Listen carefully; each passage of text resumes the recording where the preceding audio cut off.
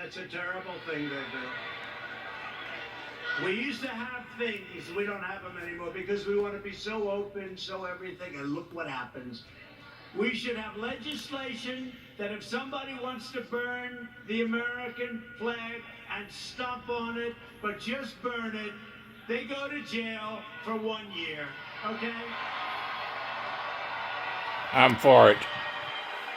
In Seattle, the Democrat mayor and the Democrat city council have surrendered control of 6 city blocks to an anarchist. Now, these are anarchists. These are not protesters. You listen to the fake news, they say, oh, the protesters were lovely. Could you imagine if people just even slightly to the right tried to take over Seattle? They'd have machine guns out to get them. But these people can take over the city. Look at what they've done to business people that have spent years and years building their business, and now they're wiped out, taken away. Governor Inslee ought to get his act together, get in there. I'll help you. I'll do whatever you want. I'm waiting for a call. I would love to do it. I would love to do it. It'll take less than an hour, and it'll all be over with, and you'll have your city back.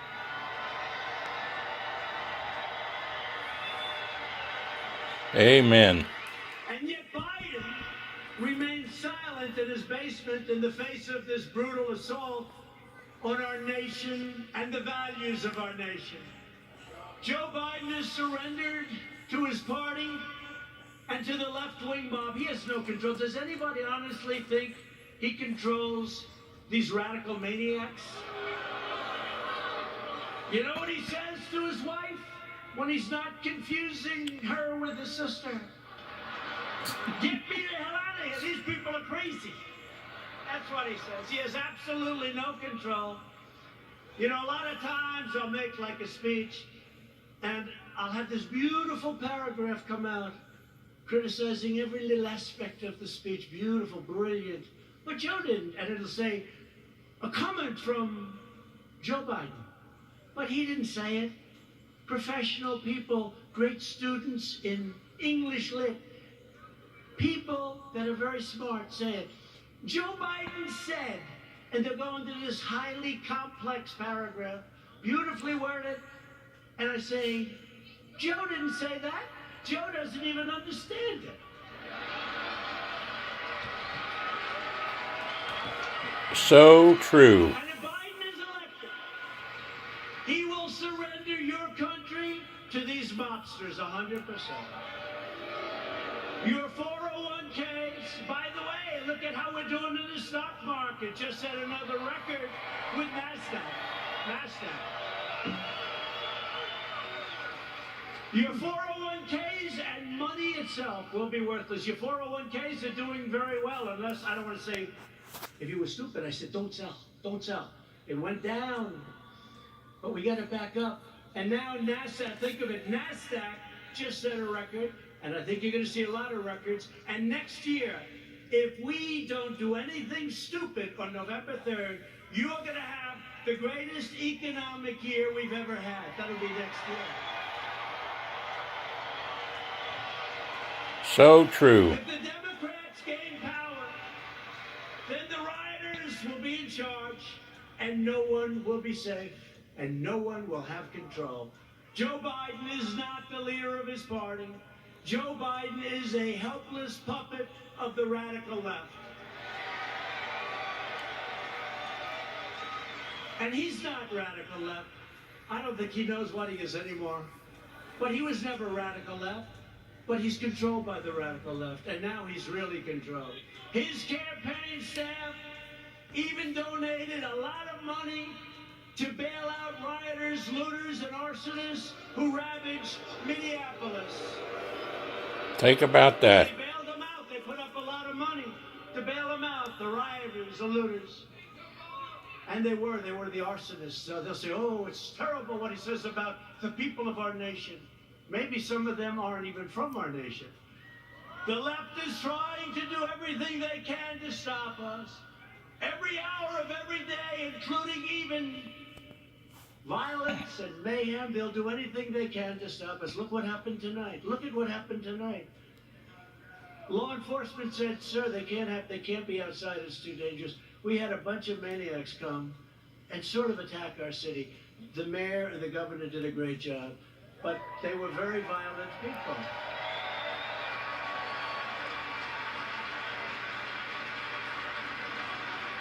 And our people are not nearly as violent, but if they ever were, it would be a terrible, terrible day for the other side. Because I know our people. I know our people. But we will never submit to their threats, and we will never let them destroy our nation. What they did tonight, I saw it on television coming in on Air Force One. One thing about Air Force One, we got plenty of televisions. We have televisions in closets. You open up the closet, got a television. We got a lot of televisions. It's a great plane, great everything. By the way, we ordered new ones.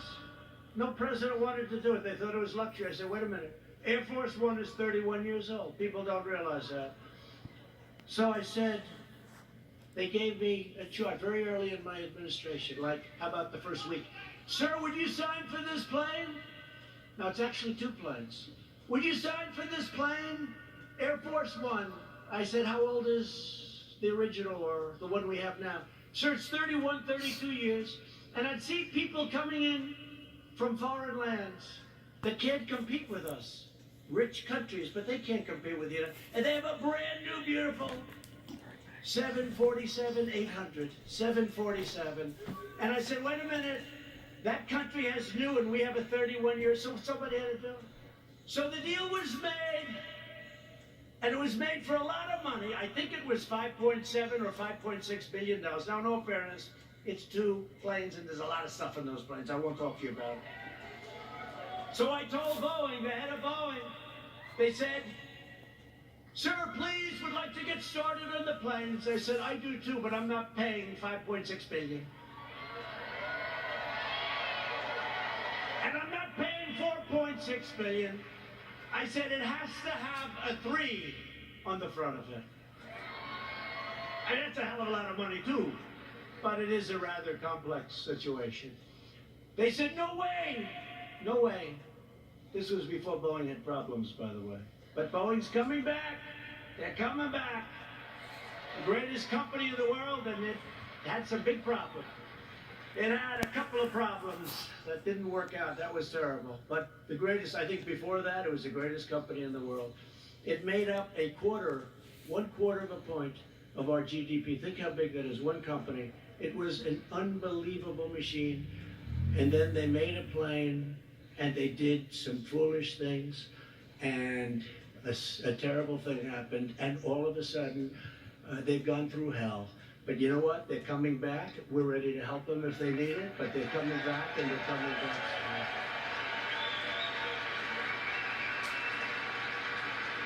But this was the Boeing before that, and they were riding high, and like I was before this thing came in. But we're still riding high, because you know what? On November 3rd, we're going to win. We're going to win.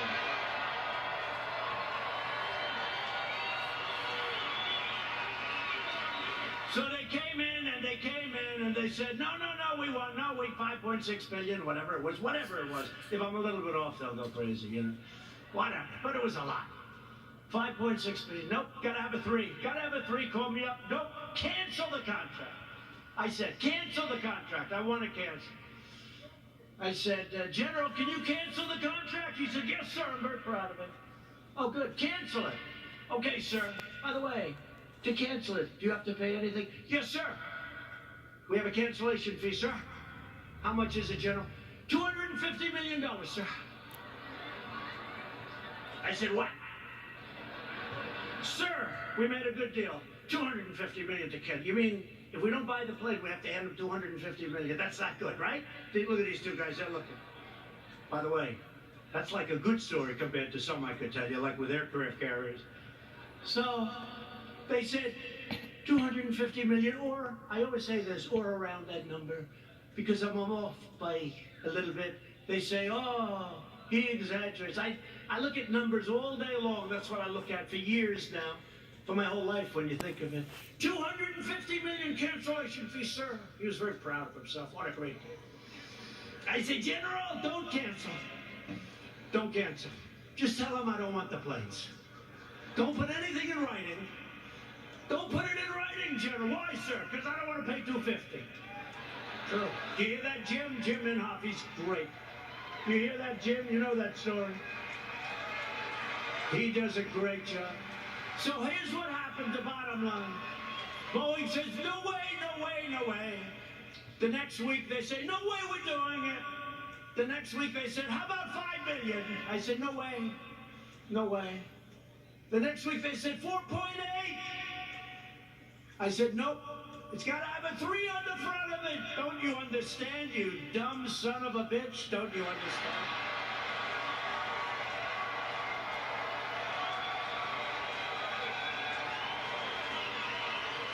I turned out to be right, you know.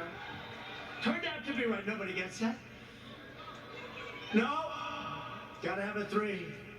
Next day, they come back. 4.5 is our best offer. Nope, I'm not doing it. I'm not doing it. Come back when you're ready. A month goes by, another month, they never heard about it. They never heard from me. They thought I was serious. I was. And they came back at $4 billion. That's a lot of money. But I saved like $1.6 billion or $1.7 billion. Nobody wants to talk about it. Nobody wants to talk about it. When I get foreign nations to pay us billions and billions of dollars, nobody wants to talk about that. When I take soldiers out of countries because they're not treating us properly, Germany is an example. I mean, I have a German heritage, like some of you. I said, let's get it down from 50,000 to 25,000 because they're delinquent. For many years, they're delinquent. They haven't been paying what they're supposed to be paying. They're paying 1% instead of 2%, and 2% is a very low number. And they say, yes, we think by 2030, maybe 2032, we could get current. I said, no, Angela. Angela, please. Don't say that, Angela. It's true. You know who I'm talking about. Nice, by the way, very nice woman, very good negotiator. I said, Angela, that's a long time. This was in 2019. She said 2032. I said, no, Angela, that's not working. But I said, what about, because now they want to get current, but I said, well, what about the last 25 years, all the money you owe us? Everybody forgot about that. They forget about all the money that wasn't paid. I said, what about the $1 trillion that you really owe? So we're negotiating, let's see. But in the meantime, we're reducing our troops. Remember this, remember this.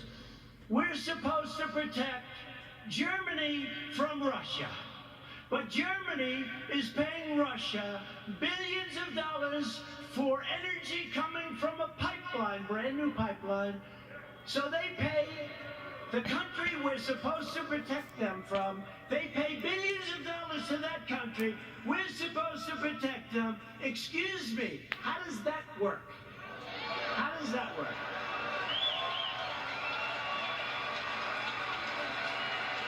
And the great thing is with Jim Inhofe and with James Langford, likewise, when they just said they love you, James, when they hear it, they get it. A lot of people don't get it. They get it. We cannot continue to be ripped off. We're ripped off by so many countries, and we're stopping it. And that means that a lot of people don't want me here. They don't want me here. There are a lot of people that don't want me here. You know, they don't sell a lot of bombs when we're not dropping bombs on people. You know that, right? It's called the military-industrial complex. When rioting and looting broke out in our nation's capital, I very quickly deployed the National Guard. I said, get them in. After watching for an evening or two, we stopped the violence and restored peace and order to the streets. And last night they had a little breakout again. They ripped down a statue that was 110 years old, beautiful piece of art, in front of the police precinct with our radical left mayor watching on television. We're not happy That's going to be very expensive for D.C. They're always looking for money. We need more money. We always need more money. And then they don't do the proper job. So it's not going to be good for Mayor Bowser. Mayor Bowser. They were heading over to the Jefferson Memorial recently. And they wanted to do damage to our great, beautiful Jefferson Memorial. It's not going to happen. Don't worry about it. We have it surrounded with very strong people. The choice in 220 is very simple. Do you want to bow before the left-wing mob, or do you want to stand up tall and proud as Americans?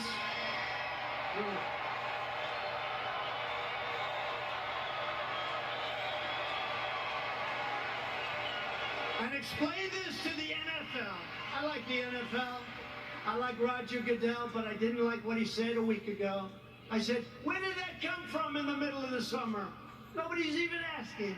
We will never kneel to our national anthem or our great American flag. We will stand proud and we will stand tall. Amen. And anybody that doesn't is worthless. I thought we won that battle with the NFL. Their stadiums were emptying out. Did you see those stadiums? Took them a long time to get you back. A lot of people didn't like that. You know, a lot of people that you wouldn't even think would care that much. I've had people that I said, these are super left liberals, and they didn't like it. Joe Biden and the Democrats want to prosecute Americans for going to church, but not for burning a church. That's right. They believe you can riot, vandalize, and destroy, but you cannot attend a peaceful pro-America rally. They want to punish your thought, but not their violent crimes. They want to abolish bail, abolish and open up your borders. They want open borders, let everyone, and by the way, we're doing so well. We have a record this month on the borders. Nobody's coming in. Very few people. And they want to abolish ICE. Our great people from ICE who send the roughest, toughest, meanest people that you've ever seen or ever heard. Generally speaking, when they have lots of tattoos on their face, they're not looking to do you much help. ICE, they're rough guys, they're rough, they're great Americans, they look, but they'll walk into, they call them a pack. They'll walk into a pack of tough MS-13 gang members. And you know, we shouldn't say this, it's not nice. They want us to negotiate. They start swinging, and the others start swinging, everybody's swinging. At the end, they carry them back and they throw them into the paddy wagon, right? They're great. And these people want to get rid of ICE. They get rid of murderers. They get rid of rapists. They get rid of the worst scum on earth.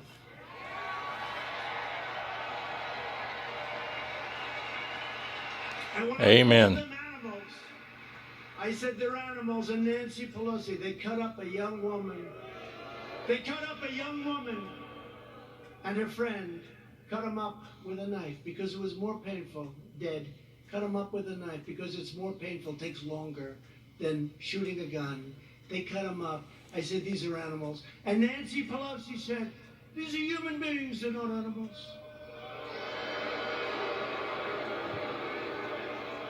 If I lose an election over that, you know what? This country's in big trouble. Big trouble. They want to disarm law-abiding citizens and dismantle our police forces while freeing vicious MS-13 gang members. In Joe Biden's America, rioters, looters, and criminal aliens have more rights than law-abiding citizens, and that's true. In my administration, we defend American citizens, and we deport MS-13 members. Or put them in jail if we have to. The chaos you're seeing in our Democratic-run cities, these are all run by the Democrats. is what will happen in every city and community in America, and much, much worse if we don't keep them out. We have to do this. We have to go to the polls on November 3rd, and the rest, you know what to do. You know what to do. Amen. Praise the Lord, and pass the ammunition of godly principles. Joe Biden's record can be summed up as 4 decades of betrayal, calamity, and failure. He never did anything. He was a senator, he was a vice president, he was before that something. Guy, you know what's great? President Trump was tough on this, or he was tough. They complained. Never did anything about it. He's been there for 43 years or 47 years. He never did anything about it. Biden supported every globalist attack on the American worker. Let's make every country in the world rich but ourselves, including NAFTA, the disaster of NAFTA. He wanted to go, and TPP would have ruined our automobile industry. Korea, I renegotiated the deal. I took a horrible deal. That was a Hillary Clinton special. That was a Hillary Clinton special. She said, we have to make this deal with South Korea. It's going to mean 250,000 jobs. And she was right. For South Korea, 250,000 jobs. And China's entry into the World Trade Organization was supported by Sleepy Joe Biden. That was one of the worst deals economically in the history of our country. When China joined the World Trade Organization, they were flatlined for decades. They became like a rocket ship. He voted for the war in Iraq. He voted for mass amnesty for illegal aliens. He supports sanctuary cities, and now Biden wants to end immigration enforcement and he wants to require you to provide free health care for millions and millions of illegal aliens, okay?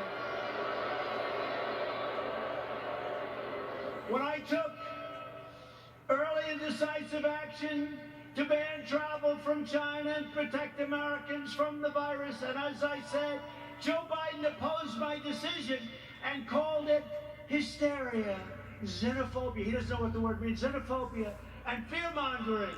And then he apologized a month later. He said he was wrong, but he didn't say it, and they didn't cover it. They didn't cover it. On one of the single most important policy decisions of our lifetime, Joe Biden sided with China over America. That's closing the border. He thought it was a terrible thing. Remember, this was in January. That's early, real early, the end of January. He thought it was a terrible thing when we closed the border to many people that were badly infected with COVID. When the chips are down, Biden will always cave to the radical left. He'll always bow to the angry mob, and he will never protect you or your family, and you know that. Joe Biden will always let you down. That's been his history. At my direction early this year, the heroes of the U.S. military took out the world's top terrorist, the savage killer and leader of ISIS, al-Baghdadi, and the #1 terrorist anywhere in the world, Qasem Soleimani. We took him out.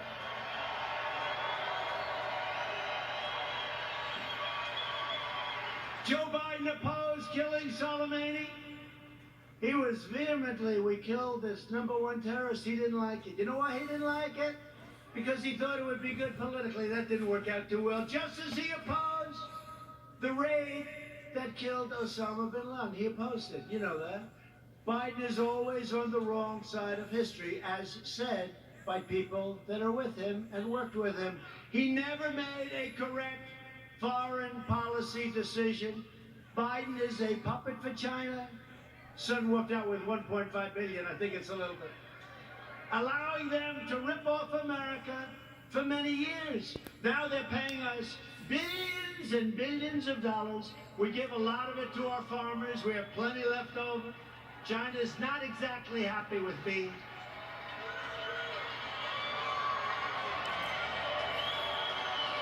Billions. They pay us billions and billions of dollars, and they targeted our great farmers. And I took the money that they targeted. I took that money and I gave it to the farmers, so they were even. So they're okay. Are you okay? Come. Doctor, please. Doctor. Thank you. These people, I mean, some of the people are waiting for 5 days, especially in this location, right? You take your time, Donald. Take your time. Thank you very much. Take your time. Doctor, thank you, doctor.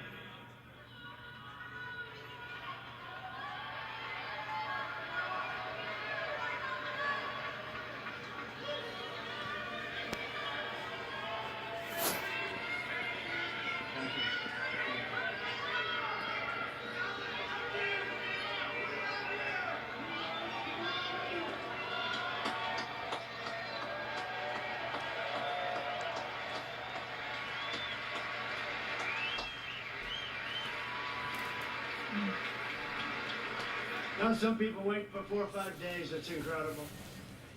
He never did anything against China, Joe Biden. And that's why they desperately want him to win. They want him to win so badly. Iran wants him to win so badly. Let me tell you, I'm going to make a very fast deal. The best deal you've ever seen. I've already made one with China, but I can make even more. They want me to lose because they will own the United States if I lose. Iran.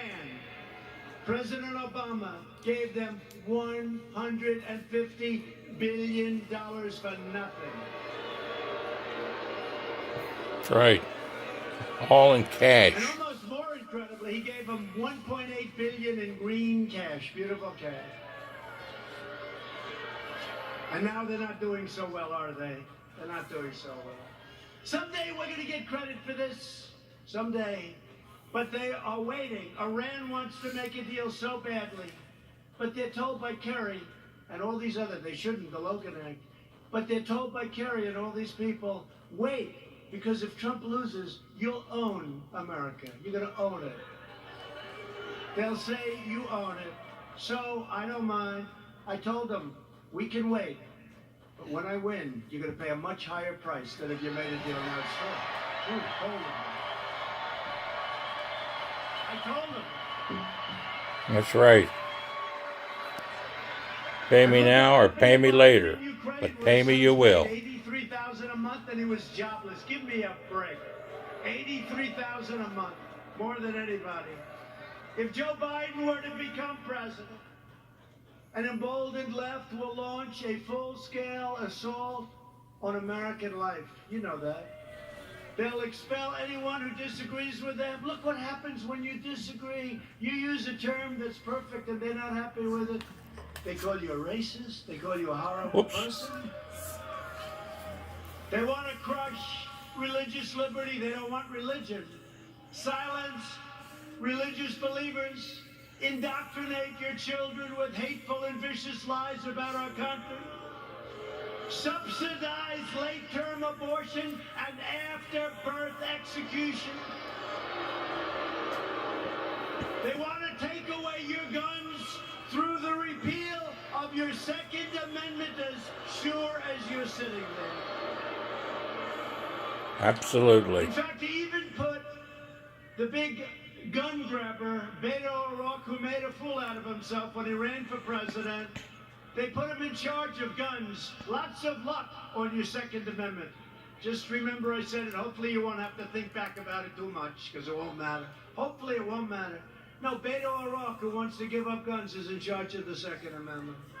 The Dems will also eliminate private health insurance, ban fracking, that's not good, and American energy will be in a position of weakness like it's never been before, and that's after we built the greatest energy country anywhere in the world by far.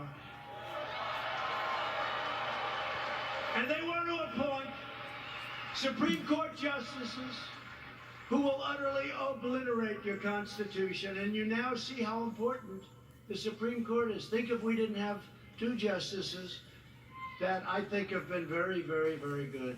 But think how important it is. Think how important it is. And we still, I guess it's, I don't know if it's an equal court. It's almost like we're a minority court, right? It's almost like we're a minority court. The recent Supreme Court cases prove that if Joe Biden is elected, he will stack the court with extremists and the forgotten men and women. Together with everyone else, we'll lose everything. The forgotten men and women. I campaigned on the forgotten. These are great people. These are substantial people. These are the elite. By the way, you're the elite. They're not the elite. You're the elite.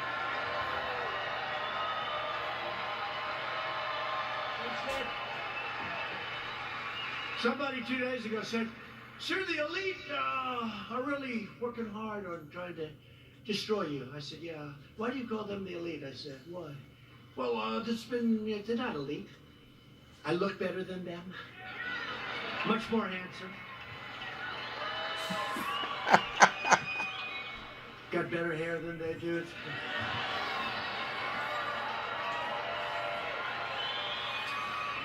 I got nicer properties, I got nicer houses, I got nicer apartments, I got nicer everything. I ran for politics just once in my life, and I became president of the United States.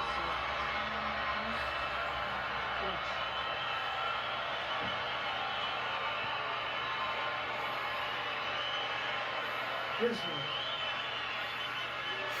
And hopefully, if you get out and vote, we'll do it one more time. We won't even toy with them about 3 or 4 more times. We won't. We'll do it one more time. We'll be 2 for 2, and our country will never, ever be stronger. But I'll be soon announcing a new list of exceptional candidates for the United States Supreme Court, and I'll choose only from that list 100%, probably 25 incredible people, any one of which could be a great justice, any one of which. And I did it last time, and people loved when I did it, and I'll only pick from that list. Biden can't release his list because the names would be too extreme, too radical. They wouldn't be acceptable, but they will be very radical people. People don't understand, but we actually won on DACA yesterday. We actually won because they basically said, you won, but you have to come back and redo it. It's almost like, gee, come on back, your paperwork was no good. But we're going to be refiling, but don't let it get you. Everything's going to work out really good. Everything's going to work out good. It was great. I mean, it would have been nice if we won it. Everybody said, oh, you're going to win DACA. You're going to win DACA. That's easy. You got to win DACA. That's easy. They all said it. And they came back and they said, we don't like what you did with your paperwork, essentially, right? So we're refiling it. Most people would say, oh, we lost. We didn't lose. We're going to refile it. And everything is going to work out for the young people, most of whom aren't so young anymore, by the way. But we're going to work it out for everybody. Biden is fully controlled by the fringe of his party. He is their pawn. He doesn't even know where the hell he is, let's face it. He installed socialists, Alexandria Ocasio-Cortez, to be in charge of his environmental policy and his energy. You can forget petroleum. How does Oklahoma feel about being petroleum-free? Not good, right? Our country will have no energy. Our country will have nothing. Oklahoma, Texas, North Dakota, and many others will all be out of business. I don't think that's going to work out too well, but she's actually in charge of environmental policy, and you know what that means. She doesn't even want wind. She doesn't want those bird-killing machines that go round and round.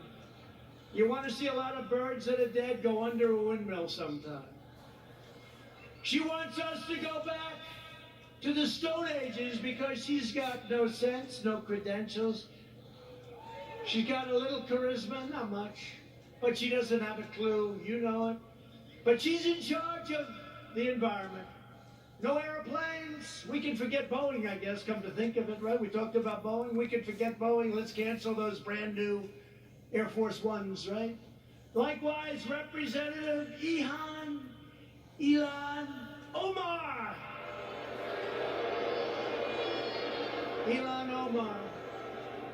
is going to be very much involved in a Biden government.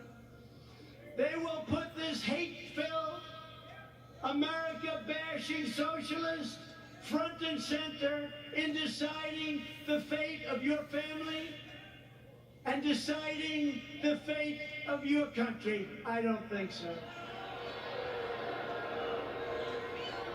She would like to make the government of our country just like the country from where she came, Somalia. No government, no safety, no police, no nothing, just anarchy. And now she's telling us how to run our country. No thank you. And I think we're going to have a big victory in the state of Minnesota, because they've had it.